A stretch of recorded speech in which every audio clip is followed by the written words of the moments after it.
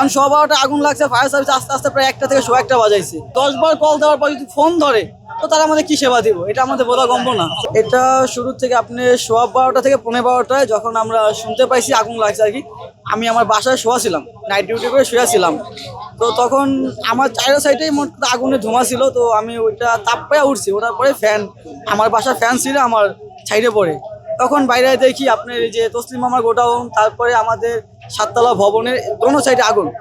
তারপরে ওই সাইডে হালিম মামার আপনার পলিটিনের ফ্যাক্টরি কারখানা ছিল, মানে তার বাড়ির ভিতর, ওইটা পুরাবাই ধরে গেছে। ওইখান থেকে আগুনের সূত্রপাত। তো এরপর আপনার যেটা হয়েছে, আমরা এলাকাবাসী যারা ছিলাম অনেকভাবে চেষ্টা করছি, হয়তো বা নিয়ন্ত্রণে আনতে পারি নাই। কিন্তু এখানে আমি আরেকটা কথা বলবো, জোর করে, এখানে ফায়ার সার্ভিস আসতে অনেক দেরি করছে। কারণ 12:30 আগুন লাগছে, ফায়ার সার্ভিস আস্তে আস্তে প্রায় 1টা থেকে 1:15 বাজাইছে। এতটা টাইমের ভিতরে মানে অনেকটা ক্ষয়ক্ষতি হয়ে গেছে এখানে, যা বলার বাইরে। আপনারা খবর দিয়েছিলেন? হ্যাঁ, জি জি, শুরুতে আমরা খবর দিচ্ছি। এও মনে হয়েছে যে আমরা 99-এ কল দিছি, আমাদের কল অনেকবার ধরে নাই।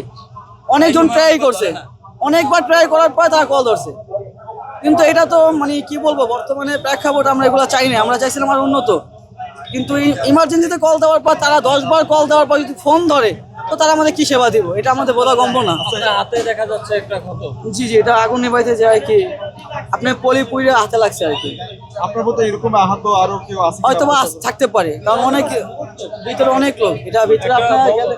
একটা 6তলা থেকে 7তলা ভবন দেখলাম, হ্যাঁ। ওটাতে কি বসত বাড়ি ছিল কিনা? হ্যাঁ, ওইটা বসত বাড়ি, নিচে নিচে ছিল ধোলাই কারখানা। মূল কথা, নিচে ছিল ধোলাই কারখানা, উপরে সব বসত বাড়ি। মূলত আগুনটা কোথায় লাগছে? মূলত ওই 7তলা ভবনের আর এই সাইডে যে কারখানাগুলো ছিল ওই চিপায়, মানে আমি এক ছোট ভাই বলছে যে চিপার থেকে আগুনের সূত্রপাত আর কি। অনেকেই আর কি আগুন নিবানোর চেষ্টা করছে, তারা পারে নাই।